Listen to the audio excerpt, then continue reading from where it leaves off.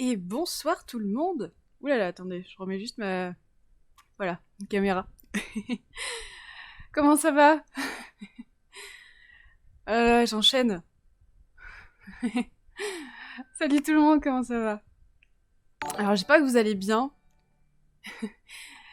Merci Thomas pour le follow, merci beaucoup. Je suis contente que tu sois parmi les gens du chat. J'espère que ça va te plaire. Donc Thomas Appéré qui fait du traitement d'image de Curiosity. Donc pour aller voir son Twitter. D'ailleurs l'image que j'ai là, c'est une de ces images, enfin mon papier par là d'ailleurs. Pas trop impressionnant que le CNES tout à l'heure. Si. Pour ceux qui étaient là au live du CNES, si, j'étais assez stressée.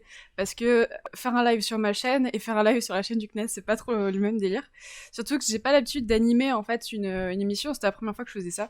Du coup, en plus, je suis méga perfectionniste. Du coup, genre, c'est vraiment, enfin, j'ai pas l'habitude d'animer. Donc, du coup, je sais pas si quand il y a des blancs, c'est bien ou pas. Mais au final, on m'a dit que s'il y avait des blancs, c'était bien parce que justement, ça laisse au moins les gens poser leurs réflexions, tout ça. Mais de toute façon, je suis toujours stressée parce que j'essaie toujours de faire mais au mieux, c'est comme ça, hein, de toute façon, c'est comme ça. Pour ça, là, vous allez me voir un peu plus détendue, déjà. Donc voilà. Et j'ai changé de t-shirt aussi parce que, pour ceux qui ne savent pas, il fait 38, entre 38 et 40 degrés aujourd'hui à Toulouse. Et il fait actuellement 30 degrés chez moi. Du coup, j'ai mon petit ventilo que j'avais pas mis tout à l'heure. Et parce que tout à l'heure, je crevais de chaud d'ailleurs. Et du coup, j'ai changé de t-shirt, j'ai mis le t-shirt d'Everyday Astronaut, son dernier Future Martian. Avec ces petits trucs sur Mars, là aussi, c'est trop stylé. Voilà.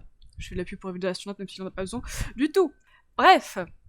Ben, j'espère que vous allez bien. Bah, pour ceux qui viennent d'arriver, qui n'étaient pas au live du CNES, bonsoir. Bienvenue sur ma chaîne, parce que j'ai vu qu'il y a des gens qui... C'est la première fois qu'ils venaient sur ma chaîne, du coup, je me présente, donc moi c'est Whitney, aka Space Explorer W sur les réseaux. Pouloulou. Désolée, il fallait que je la fasse. Et du coup, en fait, je fais de la vulgarisation scientifique sur le thème du spatial, donc sur ma chaîne. Donc je fais des mission control. Normalement, je fais ça le vendredi, mais exceptionnellement cette semaine, vu que c'est la semaine de Mars 2020, je fais ça ce soir.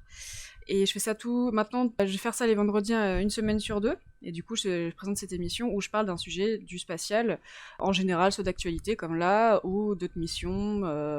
Ça va être sur moteur fusée, sur le Starship de SpaceX, tout ça, tout ça. Vous pouvez retrouver certains des replays. Je les ai pas mis, ils sont pas à jour parce que faut que je m'en occupe. Parce que j'ai été malade il y a pas longtemps. Vous inquiétez pas, c'était pas le Covid. Et du coup, bah voilà, j'ai pas trop eu le temps de m'occuper de tous les replays. Et d'ailleurs, donc si ça vous intéresse, allez voir faire un petit tour, voilà, c'est... Voilà. Et je fais également des live lancements et un peu de gaming sur le spatial, enfin toujours sur le thème de l'espace. Du coup, voilà. Et des essais sur Star Citizen. Bah en même temps, c'est normal, j'ai pas encore joué depuis qu'ils avaient mis le patch de la 3.10 pour les premières personnes, enfin pour les... je sais plus pour les... C'était les concierges et les subs, il me semble, sur Star Citizen. Merci Chef Homer pour le follow.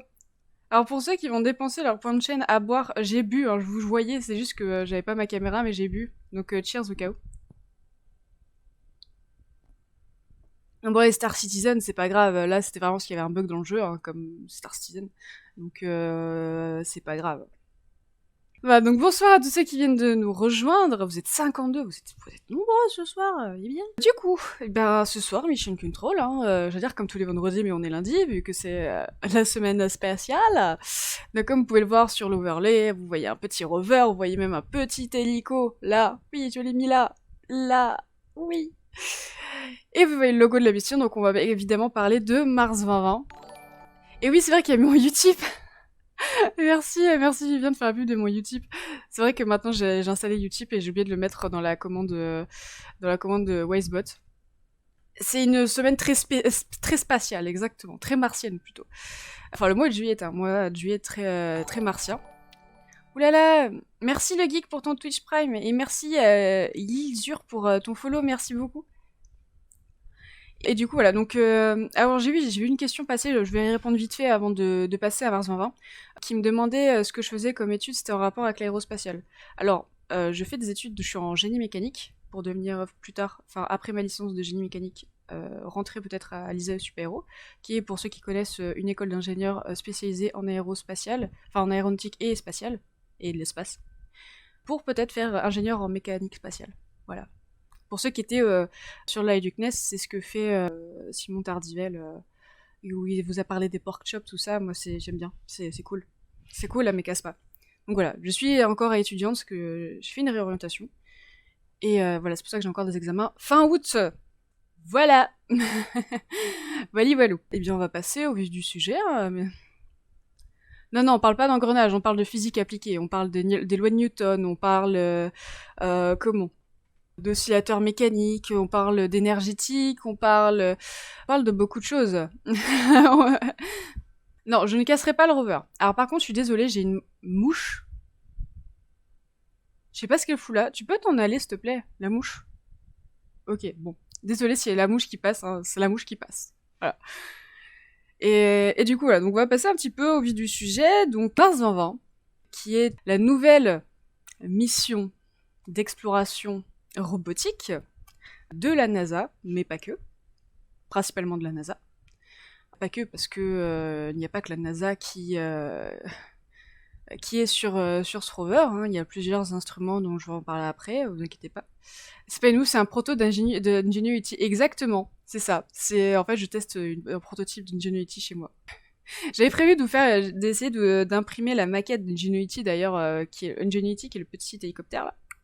Je vous en parle un petit peu après. Mais voilà, l'impression 3D, ça prend du temps.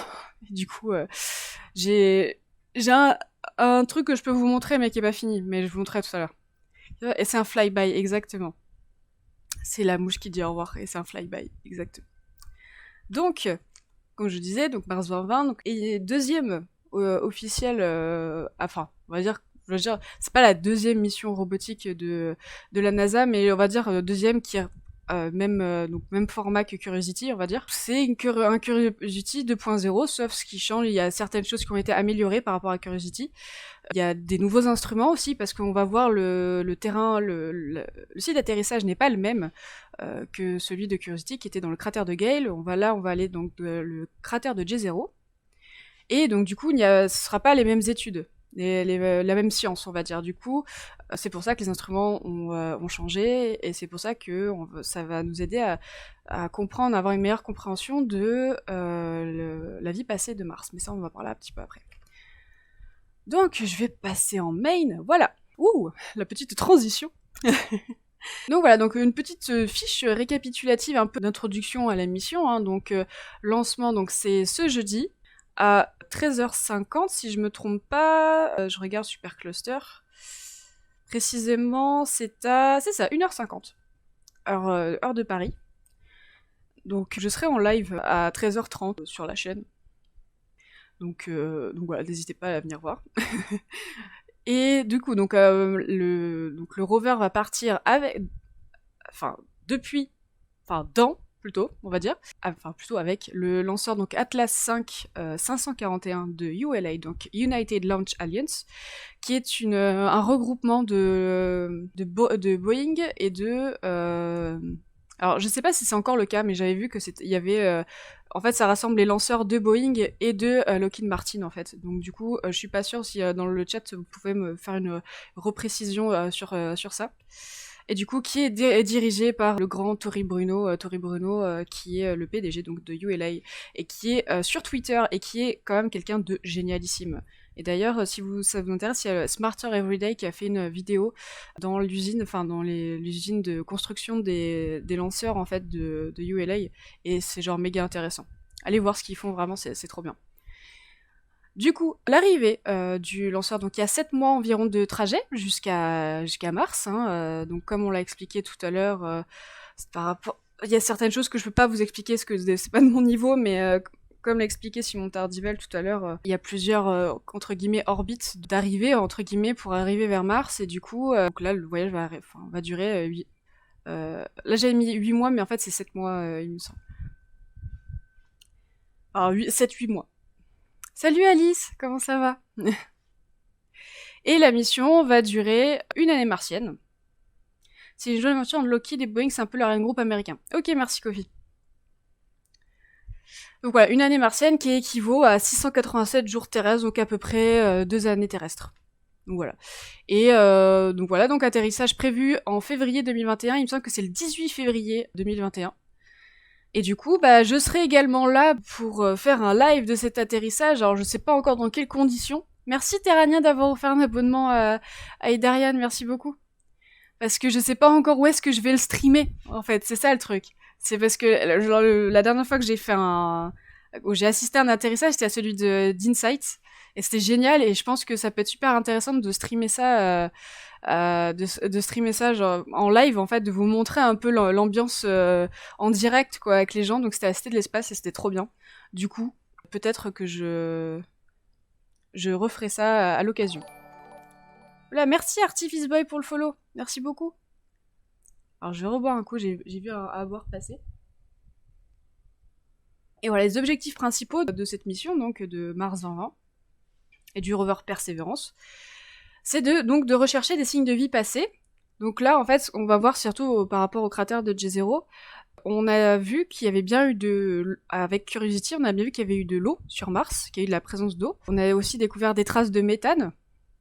Je vais pas aller dans le détail parce que je ne suis pas spécialiste dans ce genre de domaine, mais on a découvert que peut-être qu'il y avait des hypothèses de traces de vie, que potentiellement il y aurait peut-être eu quelque chose il y a des millions d'années sur Mars. Et c'est ce qui va être, le but justement de Mars 2020, c'est d'essayer de trouver ces anciennes traces de vie, en fait, de voir s'il y a eu potentiellement quelconque vie possible sur Mars. Donc ce sera pas on va pas trouver des petites bébêtes, hein. Là ça va jouer à vraiment plus des molécules, vraiment c'est vraiment juste voir si potentiellement, du côté microscopique, s'il y a eu potentiellement de la vie passée sur Mars. Mais également cette mission, donc Mars 2020, va être, je vais en parler juste après, également le début d'un projet, plutôt d'un programme qui s'appelle Mars Sample Return. Donc c'est un programme NASA-ESA, donc NASA, Agence spatiale américaine, et ESA, donc Agence spatiale européenne, pour un futur retour d'échantillons, donc échantillons que Perseverance va faire. Donc on va voir un peu les instruments, un peu comment ça va se passer, tout ça. Et potentiellement ramener les échantillons sur Terre. Donc on va voir un peu comment ça va se passer, quelles sont les différentes étapes qui sont prévues pour ce retour d'échantillons. Et également, donc il y a 2 démonstrations technologiques, parce qu'il y en a une sur le rover et une sur Ingenuity. Ce qu'il faut savoir, c'est que, en fait, j'ai fait la slide ce matin, mais j'ai récolté plus d'infos tout à l'heure. En fait, Ingenuity n'est pas pleinement dans la mission Mars 2020. Ingenuity, donc ce que vous voyez, c'est vraiment le petit, là je suis pas en pleine caméra, mais le petit drone que vous voyez sur le haut de l'écran.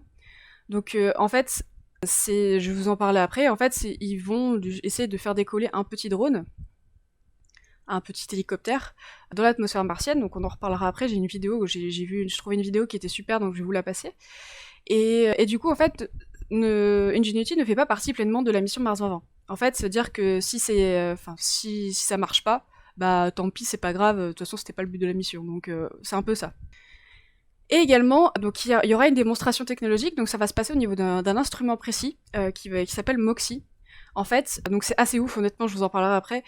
Ils vont essayer de créer de l'oxygène à partir du CO2 de l'atmosphère martienne. Et ça c'est la vraie démo technologique du rover qui va se passer, qui fait partie de la mission. Et là, franchement, les gars, s'ils y arrivent, ça va être trop bien, quoi. Donc voilà. Merci Aidri pour le follow, merci beaucoup. Ah oui, le dos droit, hop, attendez, je rapproche mon siège, je vais me resservir à boire. Et ensuite, on change de slide.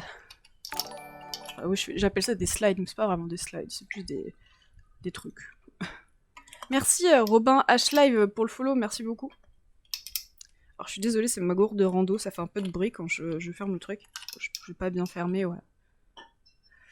Hop, des diapositives, exactement. Du coup, ASMR gourde, oui.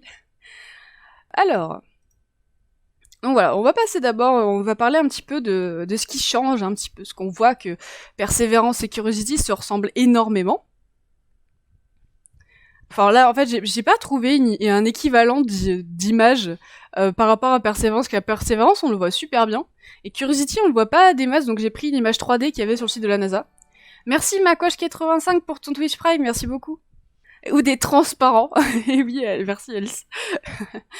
J'ai pas de rétroprojecteur. C'est-à-dire, on pourra dire comment qu'on a été à l'école et qu'on a eu encore des transparents. Ah non, ça va, heureusement qu'il y a... Et il y a encore des gens qui utilisent des transparents. Donc on ne les juge pas, c'est quand même assez utile. Donc voilà. Du coup, revenons à nos rovers. Je divague des fois, vous en faites pas. Le fait que j'enchaîne 2 lives d'un coup là, ouh. Et du coup, donc voilà, donc nous avons nos 2 rovers, donc Curiosity et Perseverance. Donc il y a des choses qui changent. Mais il n'y a pas tout qui change. Déjà, en premier, une des grosses mises à jour, entre guillemets, par rapport à Curiosity, c'est le design des roues, qui a été amélioré. Parce que, pour ceux qui ont essayé de suivre un petit peu comment... un petit peu l'évolution de Curiosity, en fait, Curiosity, ces roues, en fait, ont pris cher, entre guillemets, parce que la roche martienne est très pointue, enfin, est très coupante. Du coup, les roues ont été extrêmement abîmées. On va dire qu'à l'époque, c'était la première fois qu'ils envoyaient un aussi gros rover, donc ils pouvaient pas potentiellement savoir. Donc, mais les roues, enfin, ils tournent encore, hein, mais on voit que les roues sur certaines photos, quand on voit les photos de mise à jour, les photos de check du rover hein, qu'il y a plusieurs fois par mois, on voit que les roues, quand même, bah après ça fait 12 ans qu'ils roulent, hein, un peu plus de 12 ans, donc c'est normal.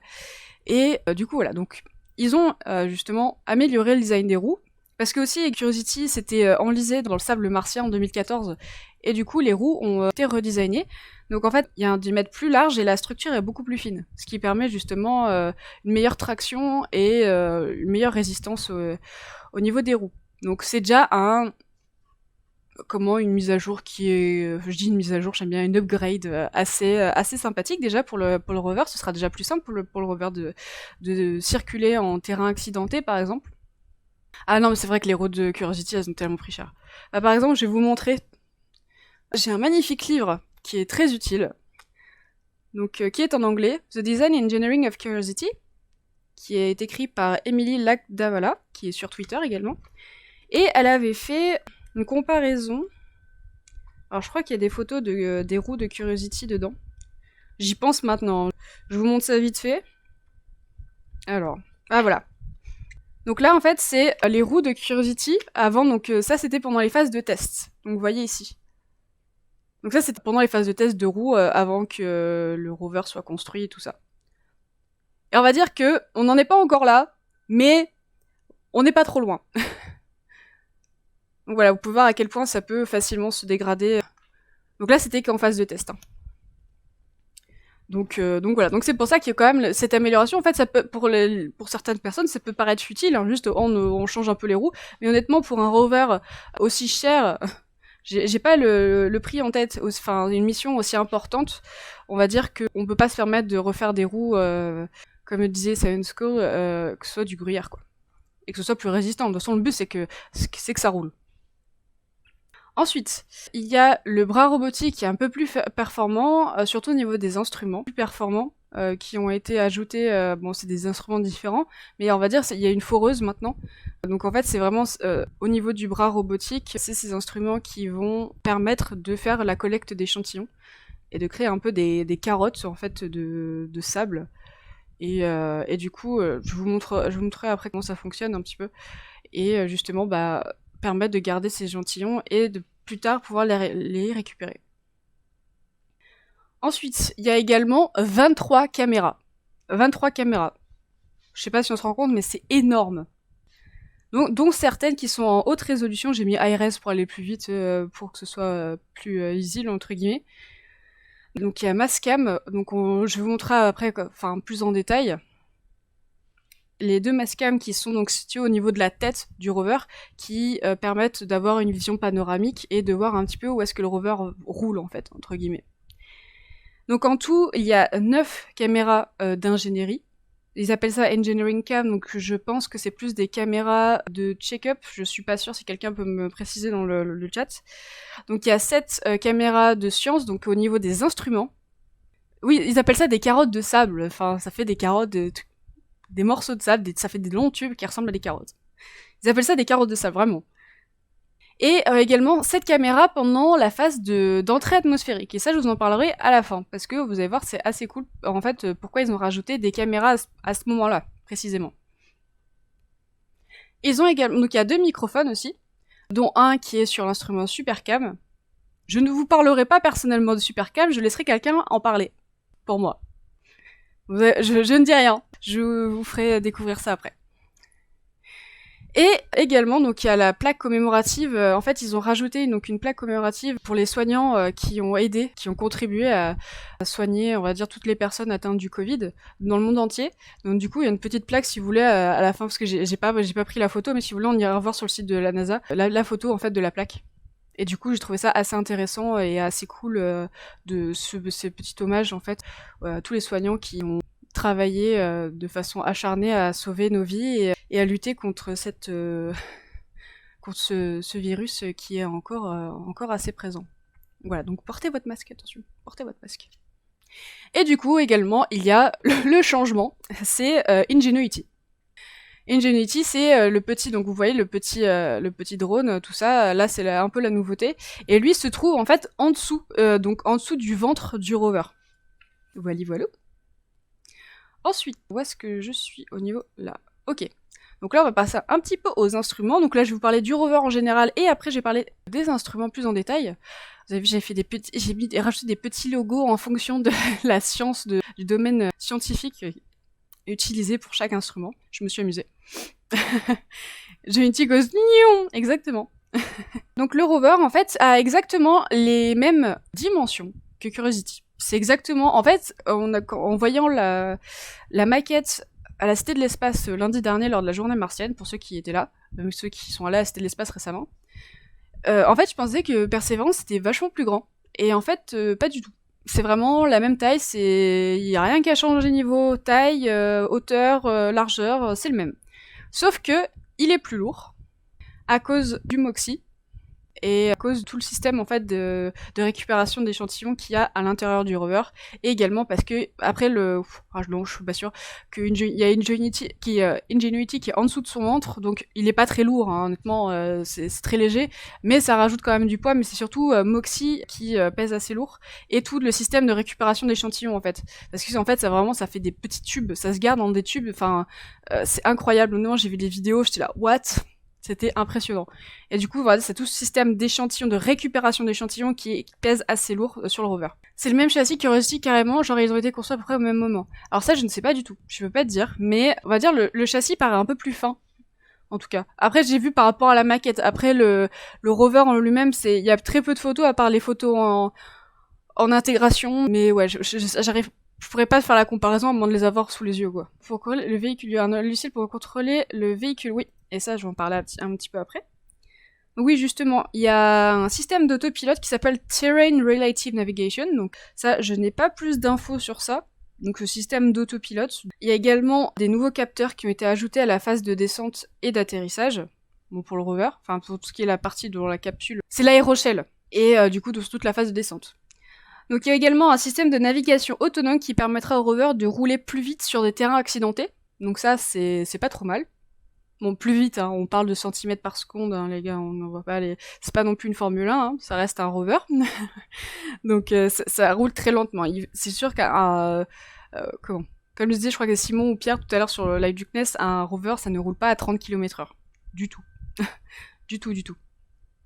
Également, donc Curiosity, Perseverance garde aussi le même système d'énergie, entre guillemets, donc ce que vous voyez, donc dans son dos, en fait, ce qui remonte, ce qu'on appelle un RTG. Donc c'est un générateur thermoélectrique radioisotope. Donc en fait, c'est nucléaire, hein, ça utilise du plutonium pour créer de l'énergie. En fait, c'est la décomposition naturelle du plutonium qui crée de la chaleur et du coup crée de l'énergie. Et en fait, ça crée de la chaleur en continu, enfin ça émet de la chaleur en continu, et du coup c'est une source d'énergie stable. Donc au moins voilà. C'est bien, Et oui, du nucléaire, voilà, c'est le RTG. D'ailleurs, donc le livre que je vous ai montré tout à l'heure explique très bien comment fonctionne le RTG et à quoi ressemble, si vous voulez, vous savez quoi? On va vous montrer, enfin je vais vous montrer. Alors, pour montrer un petit peu à quoi ça ressemble à l'intérieur du RTG, parce que les gens se demandent, on envoie du nucléaire, des piles de nucléaire, enfin, de piles radioactives plutôt, je vais y arriver. Mais en fait, on va dire que c'est quand même assez bien protégé, et c'est vrai qu'il y avait un schéma qui était très très bien fait, voilà. Hop. Hop, ce schéma-là. Qu'en fait, on voit les piles de plutonium sont à l'intérieur, mais elles sont protégées par une couche de... Alors, c'est quoi? C'est du graphite. Des fibres de carbone. Ouais. Et du coup, en fait, c'est extrêmement bien protégé que même si, par exemple, malheureusement, le lanceur devait exploser au décollage, en fait, le truc pourrait retomber et ça n'aurait aucun impact tellement c'est tellement bien protégé, quoi. Oui, c'est du graphite, ouais. Du coup, donc là, voilà, bon, pour l'instant, de persévérance. Et on va passer, mesdames et messieurs, aux instruments. Tout va bien, ça y est, je suis chaud patate, là. Chaud patate. C'est bien les lives en fait, c'est les pré-lives. Ça permet de bien se chauffer pour les lives d'après, c'est cool. Du coup, donc je vais commencer... Alors, est-ce que je commence par les autres instruments et je finis par Supercam? Ou est-ce que je commence par Supercam? Ça, je ne sais pas. Allez, je vais commencer par Supercam. Et ce n'est pas moi qui vais vous en parler. C'est donc Sylvestre Maurice qui est co-responsable de l'instrument, qui a été conçu, développé donc majoritairement en France. Donc Sylvestre va vous l'expliquer après. Et également en coopération avec le Los Alamos Laboratory. Et du coup, je vais vous laisser... il va vous expliquer. Je suis Sylvestre Maurice, astrophysicien à l'Université de Toulouse, CNRS et CNES. Ma responsabilité sur le projet Persévérance, je suis le co-responsable scientifique de Supercam, un des 7 instruments de la mission et de son rover Persévérance. Supercam, c'est un instrument de nouvelle génération pour adapter exactement à l'objectif scientifique de Mars 2020, dire la recherche de traces de vie, avec toujours un objectif quasiment double, la recherche in situ et la préparation d'échantillons qui reviendront un jour sur Terre. Alors pour ça, on a construit un instrument déjà sur la base de ce qu'on avait fait pour Curiosity. C'est-à-dire Curiosity, on avait fait un instrument qui s'appelait ChemCam à l'époque. Alors je dis à l'époque, mais ça fait 8 ans qu'il fonctionne. Il fonctionne toujours très bien. Alors je me demande comment on va réussir à en faire fonctionner 2. Ça, c'est une autre histoire. ChemCam, c'était avant tout à distance, disons de 2 à 5 mètres. On allait jusqu'à 5 mètres, on a essayé d'aller plus loin, on a quelques records à 9 mètres, mais c'est anecdotique. Avec un laser, d'être capable de focaliser le laser, de brûler la roche et de faire la composition chimique. ChemCam, c'est une manip de chimie. Tout simplement, je dis il y a tant de silicium, de calcium, d'aluminium, d'oxygène, de phosphore, de soufre, tout ce qu'on peut imaginer. En fait, ça, c'est parce ChemCam. que j'ai... On avait aussi besoin d'un imageur pour comprendre exactement où tire notre laser. Ça fonctionne très bien. On a 190 000 tirs laser en presque 8 ans. On continue. Et quand les ingénieurs m'ont demandé ce qu'on fait, je dis on fait la même chose. Hein. On va faire la même chose avec le même volume, mais vous allez quand même en faire un petit peu plus. Donc on a repris ces 2 techniques atomiques et imagerie, et puis on en a ajouté 2 autres qui sont les techniques moléculaires. C'est-à-dire que cette fois-ci, on ne prend pas simplement les atomes, on essaie de voir quels sont les liens entre eux. Le type de liaison, une liaison CN, une liaison CC par exemple. Et donc ça s'appelle la minéralogie. Et comment les molécules sont organisées entre elles, la structure minérale. Ça, on a 2 techniques. L'une, c'est encore un laser vert qui fait vibrer les molécules. C'est assez étonnant, on envoie plein de photons verts, puis il y en a un qui revient sur 1 million. Il revient, il s'est un petit peu décalé, et c'est lui qu'on cherche. On voit un peu du tri dans tous nos photons, on en trouve un, et puis on aura la signature minérale. Ça, c'est la spectroscopie Raman. Il y a aussi une spectroscopie infrarouge qui est presque plus simple. Le soleil éclaire la roche. Nous, on connaît bien la lumière du soleil, on regarde celle de la roche, on fait la différence entre les deux, ou le rapport, et on voit la signature infrarouge. Comme la signature d'un corps humain, vous savez qu'on pourrait regarder avec une lunette infrarouge. Et la somme de tout ça, ça fait 4 techniques assez performantes. Et on a dit aux ingénieurs, surtout, on est désolé, vous les faites, mais en plus, ça sera dans le même volume et avec la même masse. Et donc, ils ont souffert une équipe distribuée entre la France et les États-Unis. Aux États-Unis, c'est le Los Alamos National Lab qui a fait toute la partie qui est dans le corps du rover. Et en France, on a fait toute la partie qui est sur la tête. Alors, on s'est mis nombreux en France. Hein. En France, c'est Toulouse, Paris, une grosse équipe à Paris, en particulier à Meudon, et puis à Bordeaux, et puis des contributions scientifiques de Nancy, de Nantes, de Lyon. ça en fait un projet Grenoble, je ne veux pas en oublier, mais ça fait un projet qui est vraiment un gros projet français, un peu science de la Terre, un peu astronomie, c'est ça qui le rend intéressant. Et voilà, on a bossé tous ensemble, on avait commencé en 2014, et en 2014 on nous disait va falloir tirer en juillet 2020, bon on y arrive, et donc maintenant il faut tirer, on est prêt heureusement. L'essai d'atterrissage est important. Il est important parce que évidemment, si vous étiez extraterrestre et vous voulez vous poser sur Terre, ce n'est pas le même résultat si vous posez en Normandie ou dans le Grand Canyon. Vous ne feriez pas la même science. En Normandie, on ferait peut-être de la recherche de traces de vie, ou de vie, et dans le Grand Canyon, plutôt de la géologie. Nous, avec un objectif de traces de vie, il nous fallait quelque chose qui potentiellement ait pu générer la vie, donc quelque chose qui fut humide, un lac, un fond de lac, mais qui en a laissé des traces qui ont préservé ces traces de vie, des traces sédimentaires, en particulier des carbonates. Donc on cherchait un site qui a eu des carbonates parce qu'on sait que c'est une phase minérale qui est très propice à la préservation des traces de vie. Donc c'est pour ça qu'on a choisi G0, il fait 45 km, il doit être à 18 degrés de latitude nord et pas très loin de l'équateur. Et donc on a comme ça, je pense, un beau site. Et dans le site, on va essayer de trouver des échantillons qui sont à la fois pertinents, évidemment, mais surtout différents.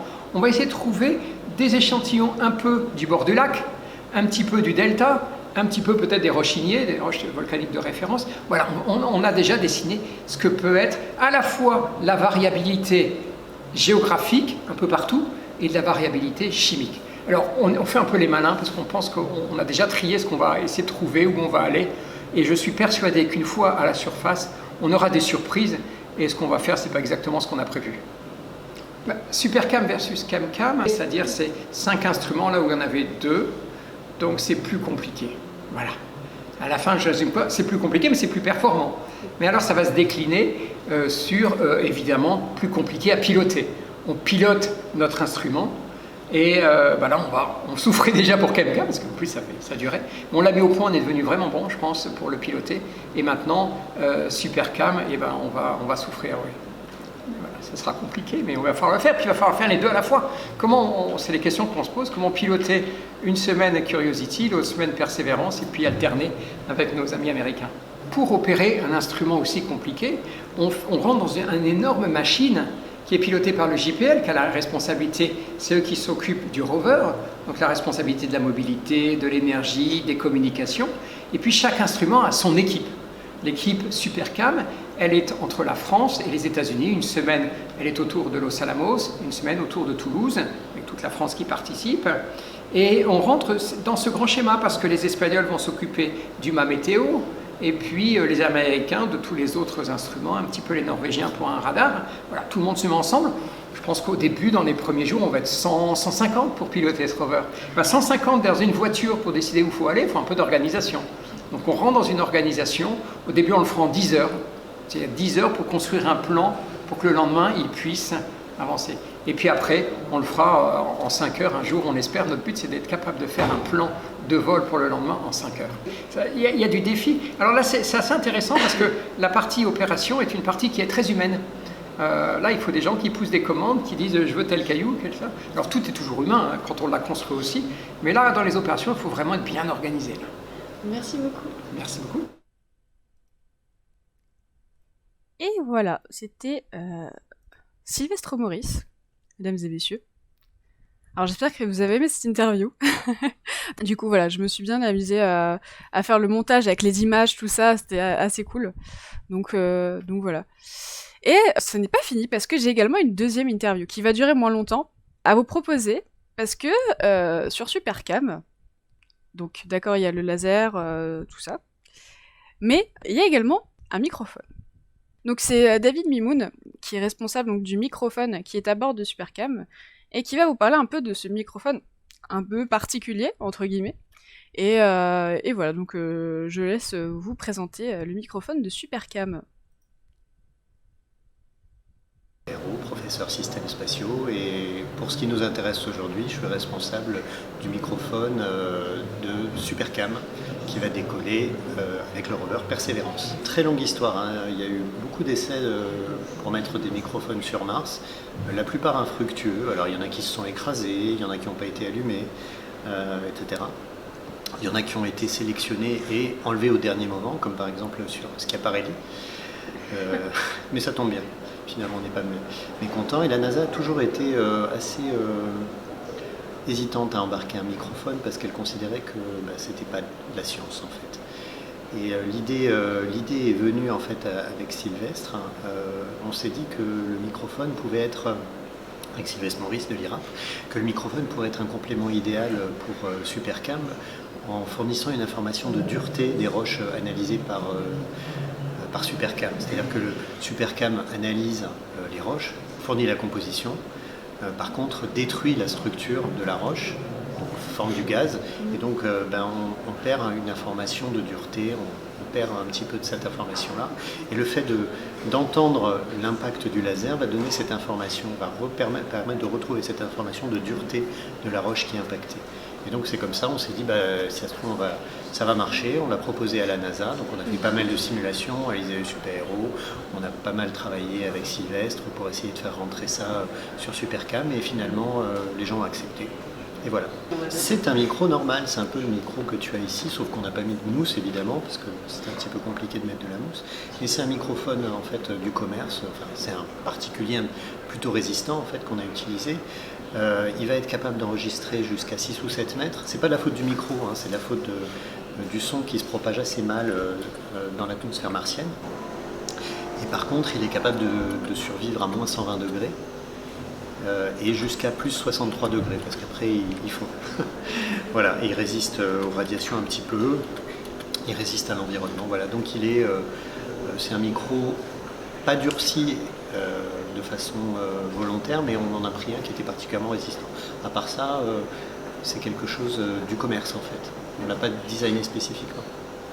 On l'a justifié pour la NASA par cet aspect. C'est un élément de Supercam, qui sert à Supercam, mais à côté de ça, évidemment, maintenant qu'on a un micro, en fait, ça permet de faire tout un tas de choses assez sympathiques très rapidement.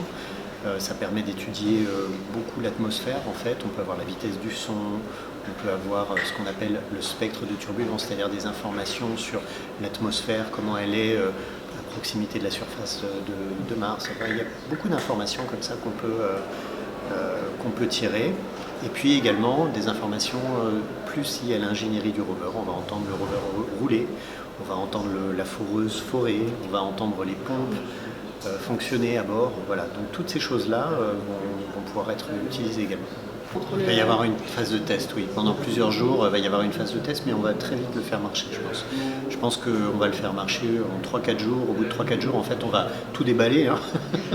On déballe tout, on teste tout. Est-ce que ça marche? On met le courant. Est-ce que ça résiste au voyage? Et très tôt, on saura si ça marche ou pas.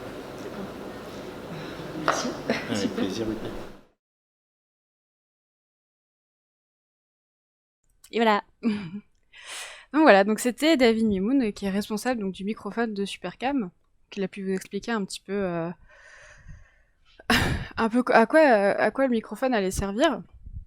Et on se rend compte que quand même ça permet de résoudre un manque d'informations sur l'utiliser, enfin pendant que le laser en fait tape sur la roche. Eh bah oui, David, les interviews je les avais prévues depuis 3 semaines. Après, David, je le connais, donc du coup, j'ai pu lui dire « en fait, je devais t'interviewer, est-ce que je peux te poser 2-3 questions sur le microphone ?» Bien sûr. Voilà. David est adorable, vraiment. Il pourrait parler de ce qu'il fait pendant des heures, c'est comme Sylvestre. Hein. C'est vraiment des gens qui expliquent vraiment bien et qui sont vraiment passionnés par ce qu'ils font, donc c'est encore plus agréable d'interviewer... justement les scientifiques qui travaillent sur leur mission, c'est toujours, on voit qu'il y a de la passion derrière et c'est trop bien quoi. Donc voilà, donc là c'était pour ce qui était de Supercam. Donc j'espère que ça vous a plu. Comme vous voyez, je vais également sur le terrain, je vais vous chercher les interviews. J'avais une 3e prévue de Simon Tardivel, mais en fait j'étais malade et je voulais pas risquer de le contaminer, le pauvre. Du coup je ne l'ai pas fait. Donc voilà. Non, c'était pas des interviews à l'arrache, c'était des interviews qui étaient prévues, mais en fait, c'est vrai que je sais pas si la cité avait bien communiqué, parce que quand on est, allez, petit behind the scenes, quand on est presse dans certains endroits et qu'on souhaite avoir des interviews, on nous envoie des semaines avant, donc un dossier presse, et qui sera là, et de fonction de ce qu'on a besoin, des infos qu'on a besoin, du contenu qu'on a besoin, on prévoit, on dit bah voilà, moi j'aimerais une interview de telle personne. Et là j'avais de la chance parce que je connaissais Sylvestre et je connaissais David, du coup voilà. Donc c'était encore plus cool. C'est vraiment cool justement d'interviewer des gens qu'on connaît, où on a l'habitude d'interviewer, parce que ce n'est pas la première interview de Sylvestre que je fais, mais parce qu'il y a des interviews de Sylvestre que j'ai fait qui ne sont jamais sorties. Voilà. Et qui ne sortiront probablement jamais. Donc voilà. Non, franchement, c'est des gens qui sont super. Ces 2 personnes en particulier sont vraiment super, mais il y a d'autres personnes aussi qui sont vraiment super. Donc voilà, c'est toujours un plaisir de les interviewer. Donc voilà, et merci à la Cité de l'Espace de m'avoir donné l'opportunité de pouvoir les interviewer, d'ailleurs. Du coup, il fait chaud, j'ai très chaud, je vais boire un coup. Cheers. Du coup, on va passer aux instruments. Donc on va parler, donc je vais faire la suite de tous les instruments. Donc on va passer au Mascam, donc qui sont en fait les 2 caméras en fait qu'on peut voir. Donc les 2 caméras qui sont sur la tête du rover, la partie supérieure du rover, qui sont des caméras panoramiques et stéréoscopiques qui peuvent zoomer. Et en fait, ces caméras vont aider à déterminer la minéralogie, c'est dur à dire, du sol martien et aussi assister aux opérations du rover, principalement. Donc voilà, donc c'est vraiment la fonction de ces 2 caméras, comme sur Curiosity, mais elles sont en plus haute résolution. Donc ça c'est cool. Et ces 2 caméras, enfin la Mascam, Mascam, je sais pas s'ils disent là ou les, ont été développées et conçues par l'université, l'Arizona State University à Tempe. Enfin, je sais pas si c'était Tampa, mais j'ai vu que c'était écrit Tempe. Donc voilà, je ne sais pas où se trouve Tampa. Donc voilà. Ensuite, on va passer, donc je vais passer des caméras aux bras robotiques, je suis désolée. C'est pas très logique. Donc on va passer au pixel que vous voyez donc sur le bras robotique, donc sur la partie inférieure du bras. Enfin, il n'y a pas vraiment de partie inférieure supérieure. Du coup, pixel qui se trouve donc sur le bras, en fait, au bout du bras robotique. Donc qui est un des 2 instruments principaux du bras robotique. Donc le bras, en fait, peut vraiment comme un bras articulé, hein, il y a des articulations, et il peut bouger, il peut tourner, voilà, c'est un vrai bras robotique comme on sait les faire dans le spatial. Donc en fait, Pixel, pourquoi ? Pour Planetary Instrument for X-Ray Lithochemistry. Donc en fait, c'est un spectromètre de fluorescence des rayons X. Et alors comment ça fonctionne ? Donc je me suis renseignée. Donc c'est une technique d'analyse chimique. En fait, on bombarde de rayons X la matière du sol martien. Et en fait, la matière qu'on bombarde va émettre en retour sous forme de rayons X, et c'est ce qu'on va appeler la fluorescence X, en fait. Et du coup, le spectromètre va justement, l'analyse du spectre va aider à comprendre la composition élémentaire de la matière qui est visée, en fait, donc la matière du sol. Et du coup, ça va créer une carte, c'est pas vraiment une carte, hein, mais on va dire cartographier, entre guillemets, la composition élémentaire de la matière située sur la surface martienne. Donc justement, ça va aider encore plus au niveau de la compréhension de toute cette la composition de la matière qui se trouve sur le sol martien. Et c'est un instrument du Jet Propulsion Laboratory, aka le JPL, et également l'endroit où j'aimerais aller travailler plus tard. Voilà. Ensuite, on a donc sur la partie supérieure que vous voyez sur la photo, donc on a Sherlock. Donc Sherlock, composé donc d'un spectromètre UV à Raman. Donc Sylvestre a expliqué un peu la technologie Raman. Je ne peux pas vous l'expliquer aussi bien que lui. Et donc il y a ce spectromètre à UV Raman. Il y a également une caméra à couleur à haute résolution pour faire des images microscopiques du sol martien. Et en fait, ça va justement faire des mesures complémentaires aux autres instruments du rover, et qui est également un instrument du JPL. Ensuite, on a donc, attention, mesdames et messieurs, le MOXIE. Tout à l'heure, je vous parlais du MOXIE, parce que c'est méga cool.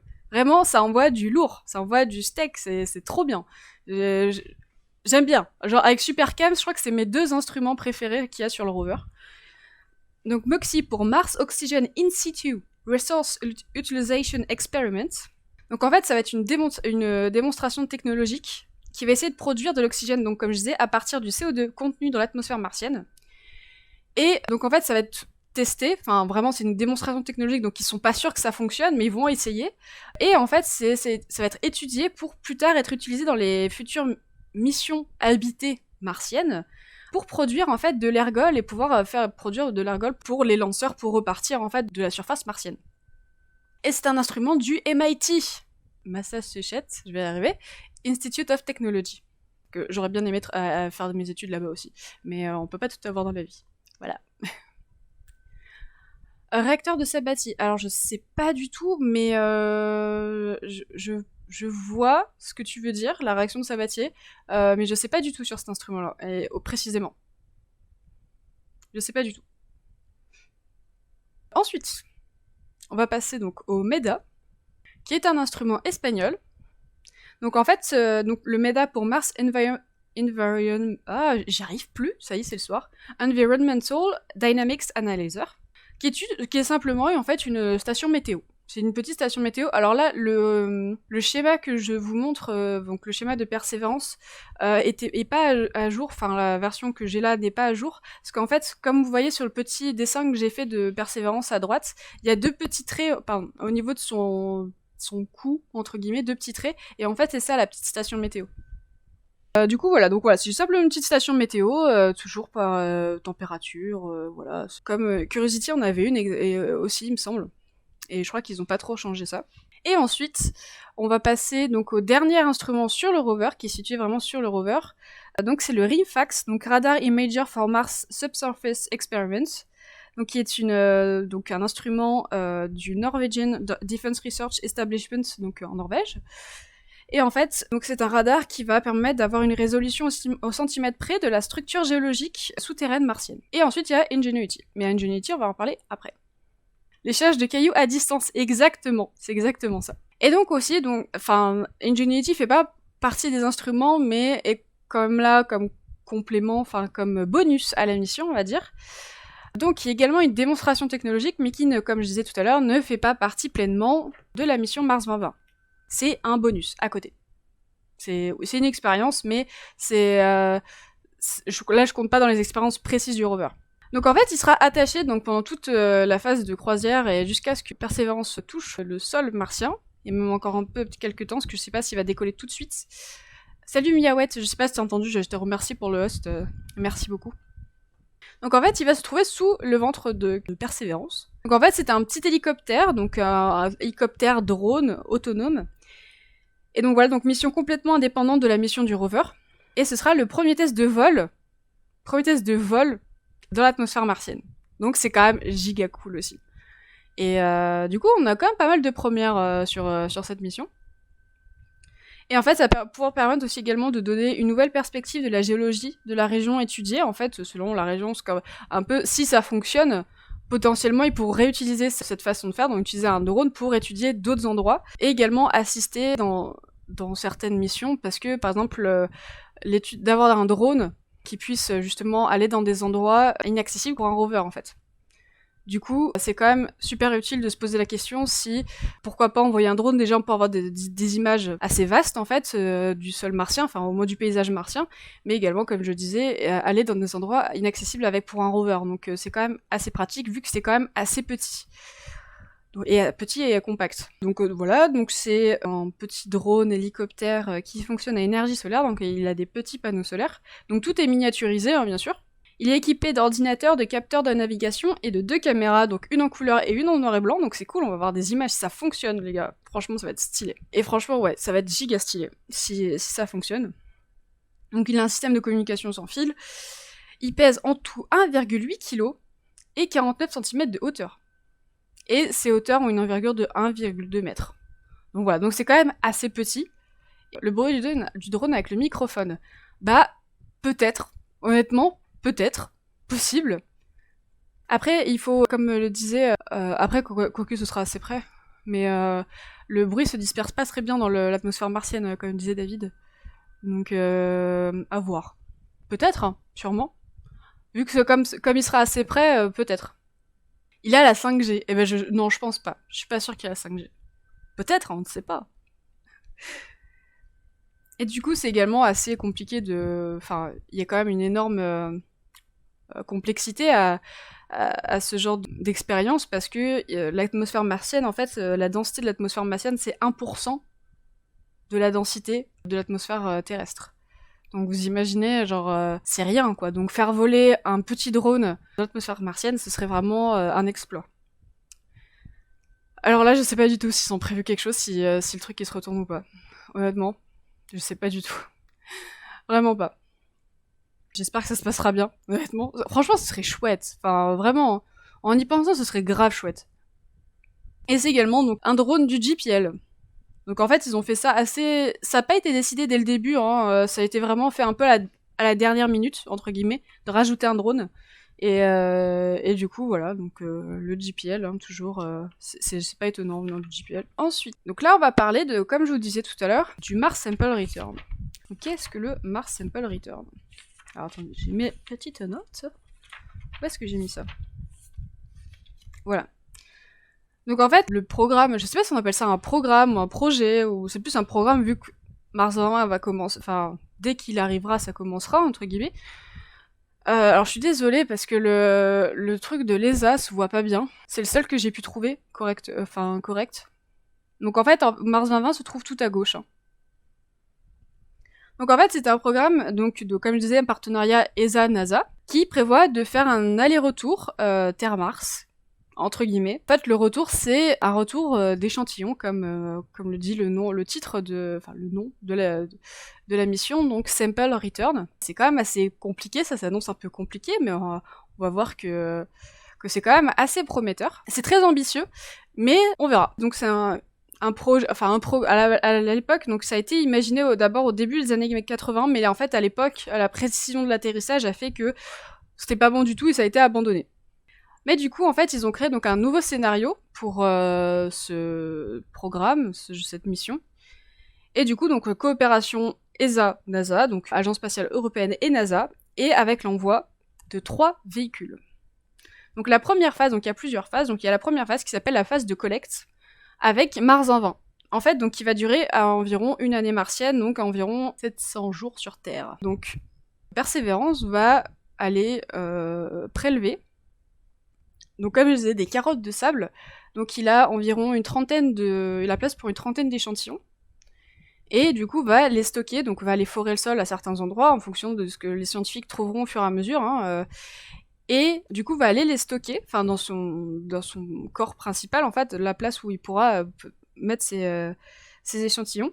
Et ensuite, il ira en fait déposer donc les tubes à 3 endroits différents, au cas où si le rover il tombe en panne en fait. Ah ouais, oui, il peut les redéposer au sol, ouais. Ah ouais, son bras, honnêtement, il est mais génial. Au pire, dès que j'ai fini de parler de tout, on regardera des vidéos ensemble parce que je peux pas tout mettre sur les trucs, mais si vous voulez, comme on a encore un peu de temps, je vous montrerai un petit peu les vidéos parce que c'est vachement bien.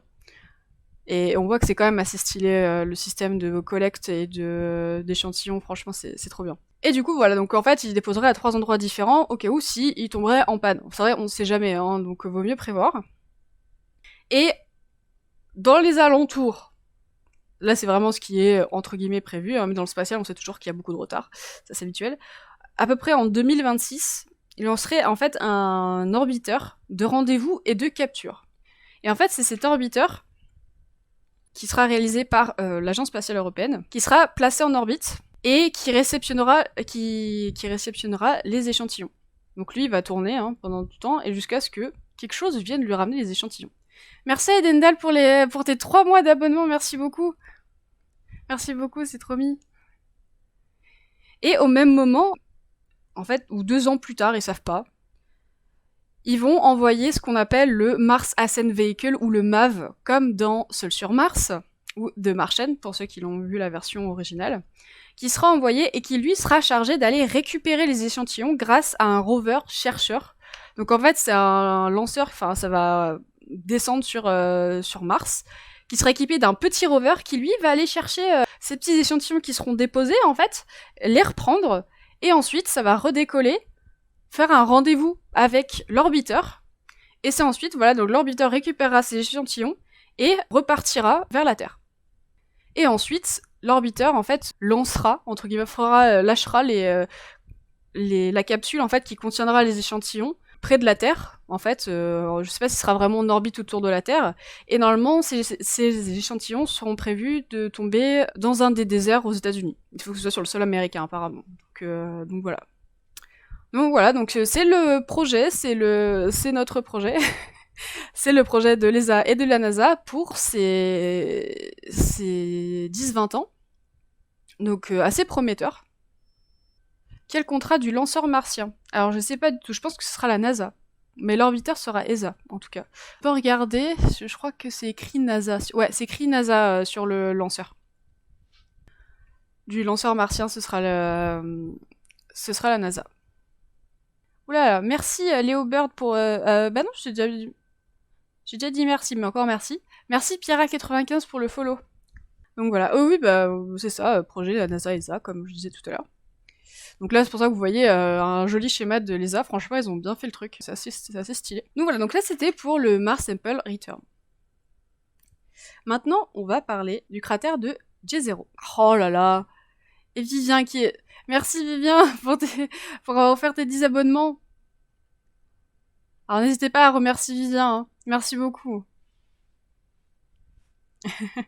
Ah, il régale. Là, il part pour 4 mois. Là. Ah, je suis pas sûre qu'il y ait un train de l'hype. Il faudrait un peu plus de... Après, c'est pas le but, hein, les trains de l'hype, hein, les gars. Ne vous forcez pas. Eh, c'est ça, il s'en va comme un prince, exactement.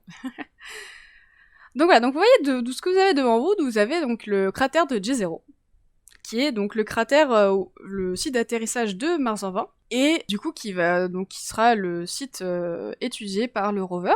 Et ce cratère, en fait, vous allez voir qu'il est très intéressant, parce que en fait, on a, grâce à Curiosity et grâce aux orbiteurs en orbite autour de Mars, on a pu découvrir qu'il y a eu donc de la présence d'eau liquide sur Mars dans le passé, et que peut-être que la vie, enfin qu'une forme peut-être que la vie est apparue à l'époque. On ne sait pas. C'est vraiment, c'est des hypothèses.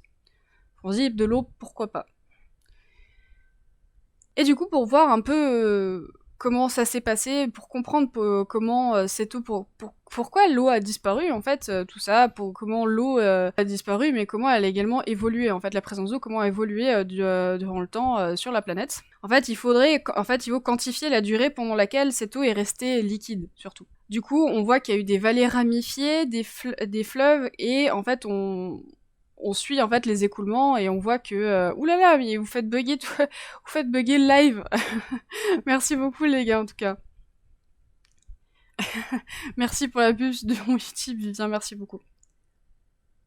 Et on voit en fait que certains sites qui sont en forme de delta, en fait, qui sont des embouchures de fleuves, comme on peut voir le cratère de J0, sont potentiellement une preuve qu'un lac ait existé, du moins sur le lac de J0, et qui sont des endroits idéaux pour rechercher d'anciennes traces de vie, parce qu'il peut se trouver des minéraux en fait qui ont été en contact avec potentiellement de l'eau, et qui dit en contact avec potentiellement de l'eau dit potentiellement peut-être des traces de vie. Et du coup, c'est pour ça que le cratère de J0 a été choisi, parce que on suppose qu'un lac se trouvait dans le cratère de J0, qui est un cratère d'impact d'ailleurs. C'est quand même un site qui est très intéressant pour comprendre un peu ce qui s'est passé il y a des millions d'années sur la planète Mars. Donc honnêtement, j'ai très hâte de voir, je sais pas vous, mais j'ai très hâte de voir ce que ça va donner au niveau des analyses. Voir peut-être avec le retour d'échantillons, peut-être que justement on aura, si ça fonctionne, on croise les doigts, ce serait chouette, si potentiellement il y a eu des traces de vie sur Mars. Et vraiment, j'ai très hâte de voir ça. C'est un site de quelle taille? Alors, je sais plus, je crois que Sylvestre l'a dit tout à l'heure, je vais regarder ça en direct. 0 cratère. 49 km de diamètre. Donc voilà, donc là c'était le cratère de J0. Et d'ailleurs, je vais vous montrer, bon, c'est pas fini, hein, parce que là je suis vraiment à la première phase de peinture. Donc c'est... Là, je vais pas avoir la même peinture que ce que vous voyez à l'écran, parce que moi j'essaie d'avoir une peinture un peu réaliste. Donc voilà, je me suis amusée à imprimer le cratère de J0. Donc là je suis en train de faire le fond, il n'y a pas les détails encore, c'est vraiment... faut que je rajoute de la peinture un peu plus claire ici... Et détailler un peu les écoulements ici, d'eau qu'il aurait pu avoir. Est-ce qu'il y a un visage? Pas ici. C'est pas là qu'il y a soi-disant le visage. Donc voilà. J'avais déjà fait, pour ceux qui s'intéressent, j'avais déjà fait le cratère de Gale de Curiosity. En impression 3D, j'ai peint par-dessus en fait. Voilà. Donc là on voyait la différence d'impression. Donc là, voilà, il est bientôt fini. Je vous montrerai ça plus tard, dès qu'il sera fini. Ne vous en faites pas. Ensuite, On va parler du lanceur, donc je pense on va bientôt avoir terminé. Hein. Donc on va parler un petit peu du lanceur. Comme je disais tout à l'heure, donc je l'ai présenté rapidement pendant le live NES. Alors attends, je retrouve juste ma page lanceur, parce que je vais vous donner un peu plus de détails que je donnais tout à l'heure. Hop. Bah et alors ? Voilà. Donc comme vous pouvez le voir dans le magnifique Atlas 5 541 de United Launch Alliance. Donc comme je disais tout à l'heure sur le live du CNES, donc il y a donc 541, pourquoi ? Donc 5 pour la coiffe de 5 mètres, 4 pour les 4 boosters à propulsion solide que vous voyez donc sur l'image du lanceur, et un moteur à ergol liquide, donc le RD180, qui est un moteur russe, mesdames et messieurs. ULA utilise un moteur russe qui est construit en Russie, mais c'est une entreprise américaine qui construit des moteurs d'avion qui ont eu en fait, j'ai trouvé ça tout à l'heure, la licence en fait pour utiliser ce moteur aux États-Unis. Donc c'est le moteur de l'étage principal de l'Atlas 5. Donc d'ailleurs l'entreprise qui a la licence aux États-Unis s'appelle Pratt & Whitney. Voilà. Du coup, donc c'est un lanceur qui a 2 étages et demi en comptant la coiffe, et qui a une fiabilité de 100% sur 83 lancements. J'ai trouvé ça dingue. J'ai trouvé ça génial, parce que, en fait, c'est vrai, hein, ils sont super bons, quoi. Les lanceurs sont très chers. Alors, j'ai plus les chiffres en tête, mais j'ai vu qu'ils étaient extrêmement chers, mais qu'ils étaient extrêmement fiables. Donc du coup voilà, c'est pour ça qu'en fait la NASA a utilisé plusieurs fois donc ces lanceurs. Donc Atlas 5, donc différentes configurations. Donc il y a Mars Reconnaissance Orbiter. Donc c'était en août 2005. Donc qui a pour but de cartographier Mars, qui est toujours en orbite autour de Mars. On a su donc Curiosity, qui a donc la même configuration que Perseverance. Donc d'ailleurs vous voyez que sur la coiffe c'est le logo de Curiosity que vous voyez tout en haut, la mission de Curiosity. Et Maven, donc Maven qui est également une sonde qui est autour de un genre de satellite qui est également en orbite autour de Mars, qui étudie l'atmosphère martienne, qui a été lancé en novembre 2013. Également il y a eu InSight, qui a été envoyé par une Atlas 5, donc une autre configuration du lanceur. Donc InSight, j'ai pas marqué InSight. InSight c'était en 2018. C'est ça, c'était en 5 mai 2018 le lancement d'InSight. Et c'était une Atlas 5 401 pour InSight, donc c'était une charge utile de 4 mètres, donc il n'y avait pas de booster solide, et donc du coup le 1 pour le moteur de l'étage principal. Et également récemment il y a eu Solar Orbiter, comme disait Pierre tout à l'heure sur le live du CNES, donc qui a été envoyé le 10 février 2020. Voilà. Donc c'est un sacré lanceur, hein, donc c'est super cool, c'est très fiable. Et ils sont également extrêmement précis. C'est tout bon, quoi. C'est vraiment un des lanceurs idéaux pour envoyer des missions aussi importantes que des rovers vers Mars et d'autres missions vers Mars. Également, petite précision sur le RD180, donc c'est un moteur à combustion étagé, à cycle fermé, pour ceux qui ont vu Mission Control sur les moteurs fusées. Et donc il fonctionne à ergol, donc RP1, donc kérosène, et oxygène liquide. Voilà.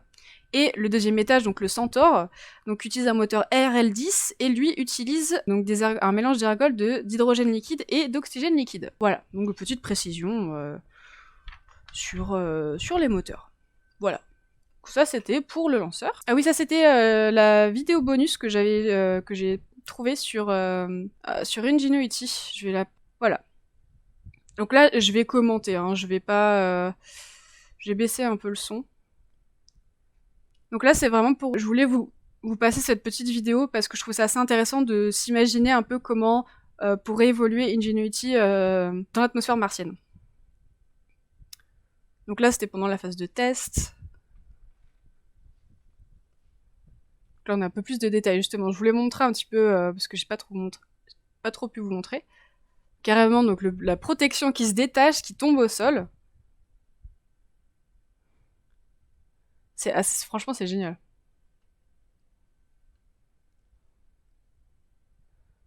Ok. Ah, c'est trop bien. Franchement, c'est stylé.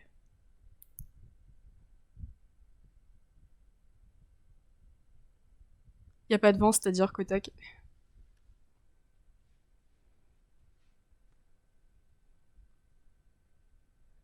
C'est assez impressionnant. Donc, en fait, d'accord. Ah oui, des plis d'un seul coup, les deux autres. Ok.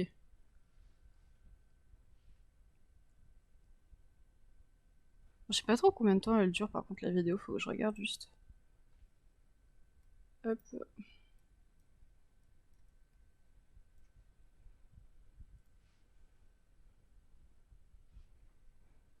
Voilà, donc ces petites images pour que vous puissiez vous imaginer un peu comment fonctionnerait Ingenuity sur Mars. Donc là, on va dire c'est des vues d'artistes, hein, mais pourquoi pas, honnêtement. J'espère que ça se passera bien, aussi bien que ce qu'on voit. Voilà, c'était tout. Voilà. Rebonjour. 1,8 kg. Ouais, c'est vraiment, il est tout léger, hein, vraiment tout léger.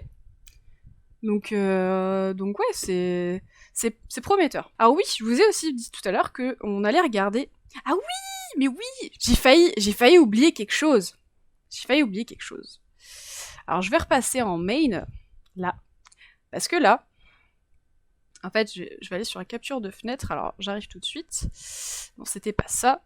C'est normal que vous voyez un écran noir. Hein. Hop. Ok. Donc en fait là, on va parler. Yes. Donc là, on va parler justement donc de l'atterrissage. J'allais oublier, oh là là, mais... En fait, je suis restée sur le site de la NASA parce que je trouvais leur animation trop bien. Je vais vous montrer ce qu'il y a un truc en dessous encore qui est trop bien. Donc voilà, donc comment ça va se passer? Donc surtout, en fait, il y a une nouvelle technique qui est assez intéressante au niveau de ce que vous voyez à l'écran. Pendant la descente, en fait, c'est-à-dire qu'ils vont prendre des photos pendant la descente et au cas où pour justement analyser le terrain et pour voir s'il n'y a pas potentiellement d'obstacles, on va dire de montagnes, de gros cailloux, qui pourraient justement mettre en danger le rover, entre guillemets. Donc en fait, ils ont rajouté des caméras et ils ont rajouté un système que s'il y a le moindre obstacle, le moindre souci, il redécale en fait et il se remet sur une trajectoire nominale, comme on dit, et idéale pour l'atterrissage du rover. Donc ça, j'ai trouvé ça méga chouette. Et c'est pour ça qu'il y a encore plus de caméras que Curiosity, en fait. Et franchement, je trouve ça vachement bien.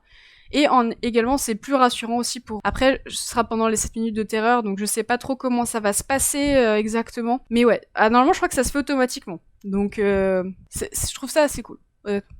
Et ensuite, on va regarder. Ils ont un petit truc là. Bon là, c'était Curiosity. Et on va faire l'atterrissage tous ensemble.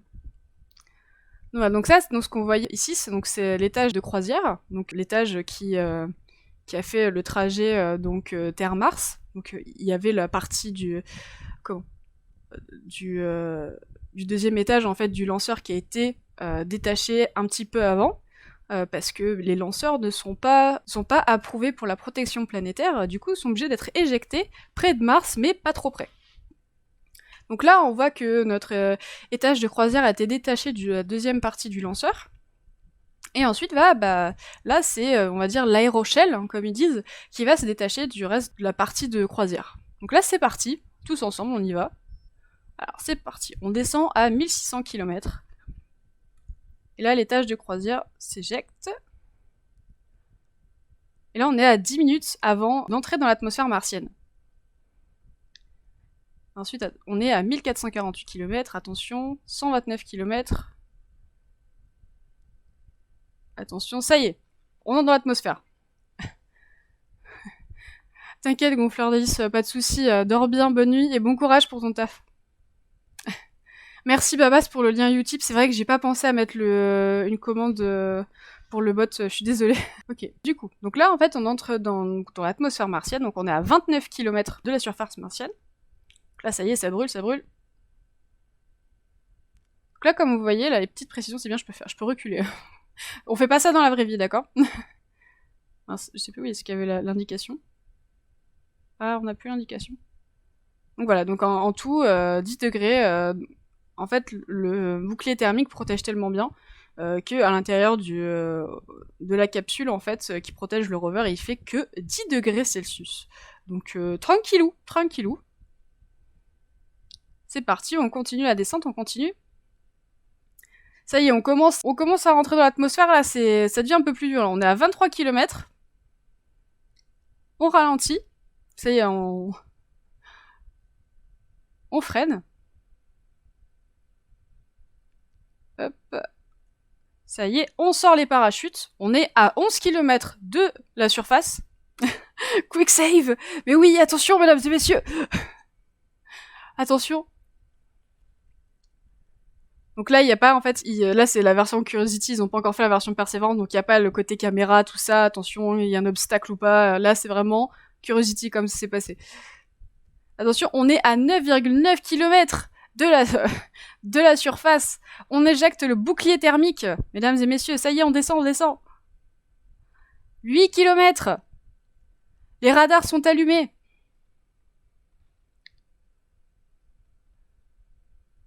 On est à 1,6 km. Et là, chute libre. YOLO. Oui. Le rover, il fait oui. Ensuite, l'allumage des rétrofusées qui va justement ralentir la descente du rover et du Skycrane. Donc là, on est à 1290 mètres du sol martien. Attention, attention, attention. On continue de descendre, attention. On est à 20 mètres du sol. Et là, le Skycrane va justement faire descendre le rover, donc un système de grue, une grue à rétrofusée, qui va descendre le rover tranquillement sur le sol martien. Voilà. Et attention, attention, attention. Et on est posé. Ça y est, nous sommes arrivés sur Mars, mesdames et messieurs. Et du coup, le Skycrane, en fait, s'envole pour aller s'écraser plus loin et pour éviter d'endommager le rover, tout simplement, et de tomber sur le rover, comme ce qui s'est passé tout à l'heure sur Live Jukness. Et ça y est, premier jour martien, sol 0. Nous sommes arrivés sur Mars, mesdames et messieurs, bravo à tous. Donc voilà, j'ai bien aimé faire ces petites animations, enfin vous montrer ça parce qu'au moins vous avez le visuel de la descente en fait, de comment ça va se passer. Donc voilà, et après on peut s'amuser à tout remonter. Hein. Donc bon, nous sommes arrivés sur Mars, on y reste. Hein. La rétrofusée, c'est une fusée des années 70, exactement, ouais. C'est ça, exactement. Donc voilà, c'était c'était l'atterrissage, mesdames et messieurs, de Persévérance sur Mars. Voilà. Du coup, on est à 1h42. Ah oui, oulala. On va aller vite fait sur Mars NASA. On va regarder les vidéos. Et on va regarder, voilà. On va regarder le... je vais pas mettre de son, hein, je vais juste vous montrer rapidement. Alors je sais pas si vous avez l'audio du bureau. Non, je l'ai coupé. Voilà un peu comment va fonctionner le système d'échantillons en fait. C'est impressionnant, vraiment c'est impressionnant.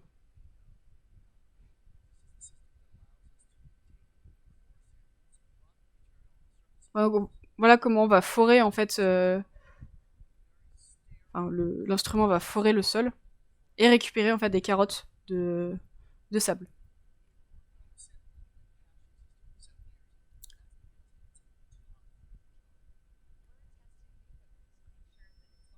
Je vais avancer un petit peu. Parce que là, je cherche, il y a une animation. Voilà, là vous avez... Je vais remonter.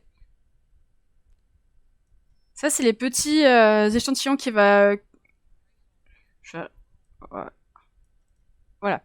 Ça, c'est les petits tubes que va récupérer Persévérance. Vous allez voir, c'est quand même assez gros. Ça, c'est la taille des échantillons que va récupérer Persévérance. Donc, et ils vont en récupérer une trentaine comme ça. Donc vous imaginez pas à quel point, enfin le nombre d'échantillons comme ça qui vont pouvoir peut-être être récupérés grâce au Mars Sample Return. Franchement, ça va pour les scientifiques, ça va être génial. Franchement, ça va être trop bien quoi.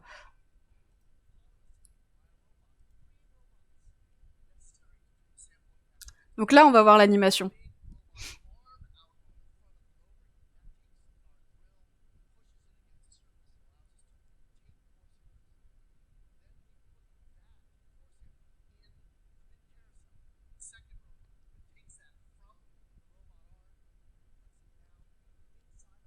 C'est vraiment trop bien fait. C'est trop bien fait.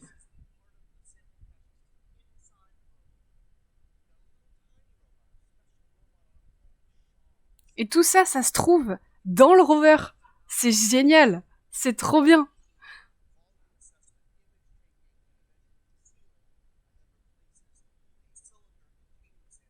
à la complexité du truc, c'est incroyable. Et là, c'est là qu'il stockera en fait les échantillons.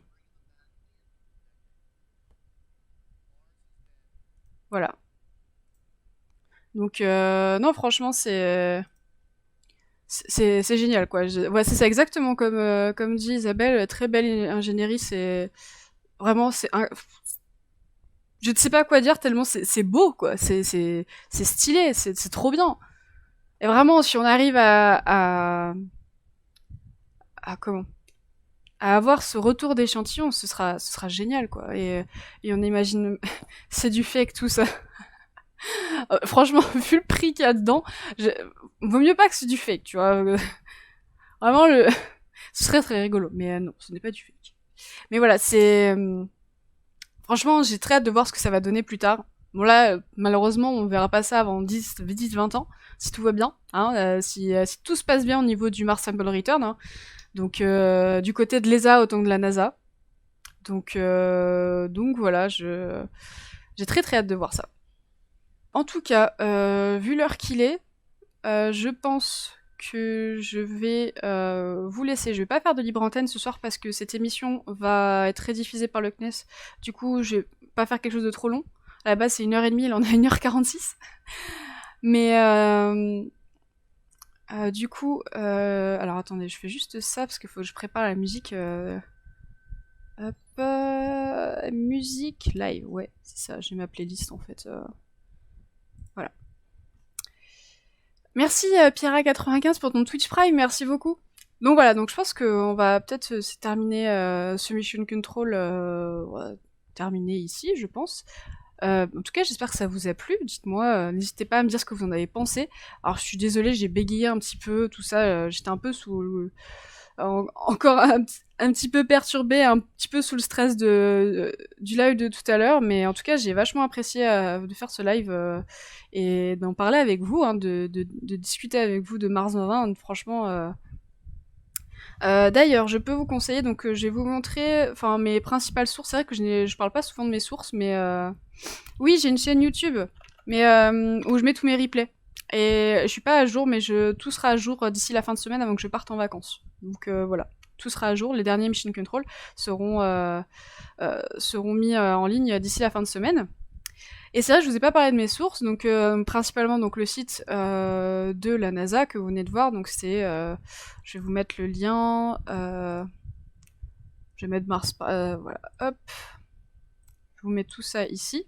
The Mouche is back, oui la mouche est toujours là, elle a pas bougé. Hein.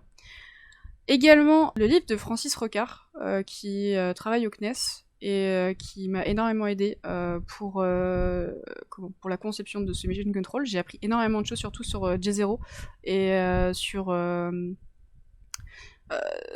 comment c'est passé, sur toute la partie vraiment scientifique et géologique en fait de Mars, ce qu'on a découvert, tout ça. J'ai pas fini de le lire d'ailleurs, il est vraiment très très bien. Si vous voulez en apprendre plus sur vraiment Mars et tout ce qui s'est passé, tout le passé de Mars au niveau géologique, au niveau mission et surtout au niveau de ce qu'on fera peut-être dans le futur, je vous conseille ce livre, voilà.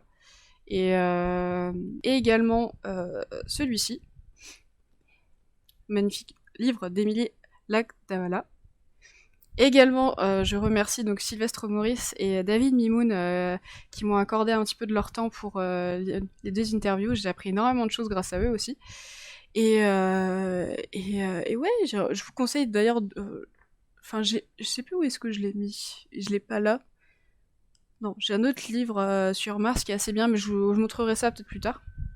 Donc voilà, donc mes sources principales ont été ce livre et le site de la NASA, vraiment qui est très très complet. De toute façon, voilà, c'est la mission Persévérance de la NASA principalement entre guillemets, mais pas que la NASA.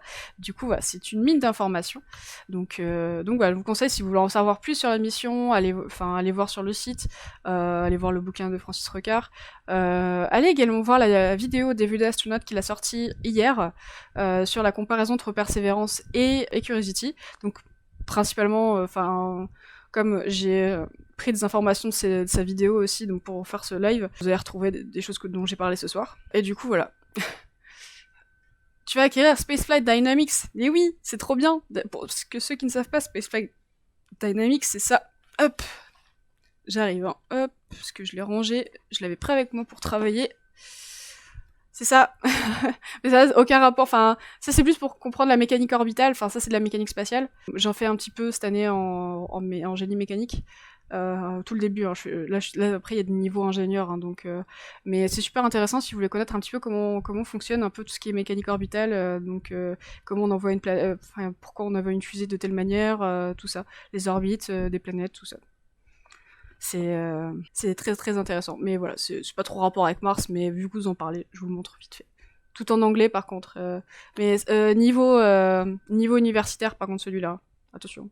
Donc non, je dis ça parce que pour éviter que vous vous retrouviez avec un bouquin avec plein d'équations dedans et vous dire ah. Donc voilà, je préviens au cas où. Donc voilà, donc j'espère que ça vous a plu. En tout cas, merci beaucoup. Merci pour tous les follow. Merci pour les subs aussi. Merci Captain Zub pour pour le follow, merci beaucoup. Ah oui, c'est bien les équations. En fait, quand on comprend les équations, c'est bien. Faut pas avoir peur des équations. Merci à tous, merci au Modo. Merci encore au CNES de m'avoir fait confiance pour animer le live de tout à l'heure. Vraiment, merci tout le monde. Je suis super contente. En fait, je veux vous dire, c'est super cool et je suis super contente de voir où la chaîne en est aujourd'hui. C'est que le début et j'espère que ça va continuer. Du coup voilà, donc c'était le dernier Mission Control avant les vacances. On se retrouve jeudi 13h30 pour le live lancement de Persévérance. Que voilà, c'était tout pour moi pour ce soir. Merci encore, merci à tous, hein, vraiment. Et je vous souhaite une bonne soirée et à jeudi. Des bisous.